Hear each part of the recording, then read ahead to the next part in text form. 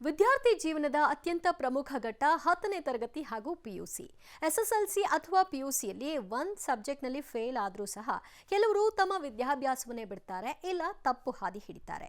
ಇಂತಹ ಘಟನೆಗಳಿಗೆ ಕಡಿವಾಣ ಹಾಕುವ ನಿಟ್ಟಿನಲ್ಲಿ ಹಾಗೂ ವಿದ್ಯಾರ್ಥಿಗಳು ಉನ್ನತ ಪದವಿಗಳನ್ನು ಪಡೆದು ತಮ್ಮ ಭವಿಷ್ಯವನ್ನು ಉತ್ತಮ ರೀತಿಯಲ್ಲಿ ರೂಪಿಸಿಕೊಳ್ಳಿ ಅನ್ನೋ ಅನುಕೂಲವಾಗುವಂತಹ ಸಲುವಾಗಿ ರಾಜ್ಯ ಸರ್ಕಾರ ಮಹತ್ವದ ನಿರ್ಧಾರವನ್ನು ಕೈಗೊಂಡಿದೆ.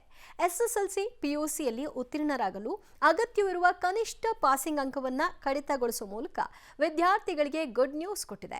ಪ್ರಸ್ತುತ ಎಸ್ಎಸ್ಎಲ್ಸಿ ಹಾಗೂ ಪಿಯುಸಿಯಲ್ಲಿ ಉತ್ತೀರ್ಣರಾಗಲು ಕನಿಷ್ಠ 35 ಅಂಕಗಳನ್ನು ಪಡೆದಿರಬೇಕು ಎಂಬ ನಿಯಮ ಇತ್ತು.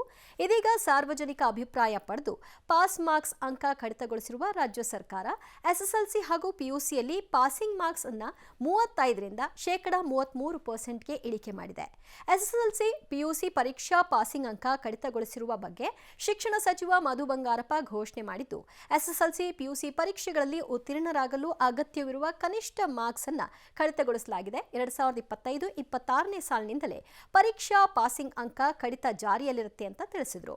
ಎಸ್ಎಸ್ಎಲ್ಸಿಯಲ್ಲಿ ಎಷ್ಟು ಮಾರ್ಕ್ಸ್ ಬಂದರೆ ಪಾಸ್ ಅಂತ ನೋಡೋದಾದ್ರೆ, ಎಸ್ಎಸ್ಎಲ್ಸಿ ಪರೀಕ್ಷೆಯಲ್ಲಿ ಒಟ್ಟು 625ಕ್ಕೆ ಕನಿಷ್ಠ 206 ಅಂಕವನ್ನು ಗಳಿಸಿದ್ರೆ ಪಾಸ್ ಆಗ್ತೀರಾ. ಜೊತೆಗೆ ಪ್ರತಿ ವಿಷಯದಲ್ಲಿ ಕನಿಷ್ಠ 30 ಅಂಕ ಗಳಿಸುವುದು ಕಡ್ಡಾಯವಾಗಿರುತ್ತೆ. ಇನ್ನು ರಾಜ್ಯ ಪಠ್ಯಕ್ರಮ ಅನುಸರಿಸುವ ಎಲ್ಲ ಸರ್ಕಾರಿ ಅನುದಾನಿತ ಮತ್ತು ಅನುದಾನ ರಹಿತ ಖಾಸಗಿ ಶಾಲೆಗಳು ಇನ್ನು ಮುಂದೆ ಕೇಂದ್ರೀಯ ಪ್ರೌಢ ಶಿಕ್ಷಣ ಮಂಡಳಿ ಮಾದರಿಯಲ್ಲಿಯೇ ಎಸ್ಎಸ್ಎಲ್ಸಿ ಪರೀಕ್ಷೆಯನ್ನು ಎದುರಿಸುತ್ತವೆ. ಇನ್ನು ಪಿಯುಸಿಯಲ್ಲಿ ಪಾಸ್ ಆಗಲು ಎಷ್ಟು ಮಾರ್ಕ್ಸ್ ಬೇಕು ಅಂದ್ರೆ, ಪಿಯುಸಿಯಲ್ಲಿ 600ಕ್ಕೆ 198 ಅಂಕ ಪಡೆದ್ರೆ ವಿದ್ಯಾರ್ಥಿಗಳು ಪಾಸ್ ಆಗ್ತಾರೆ. ಪಿಯುಸಿ ಪರೀಕ್ಷೆಯಲ್ಲೂ ಕೂಡ ಪ್ರತಿ ವಿಷಯದಲ್ಲೂ ಲಿಖಿತ ಹಾಗೂ ಆಂತರಿಕ ಅಂಕ ಸೇರಿ 30 ಅಂಕ ಬರುವುದು ಕಡ್ಡಾಯವಾಗಿರುತ್ತೆ.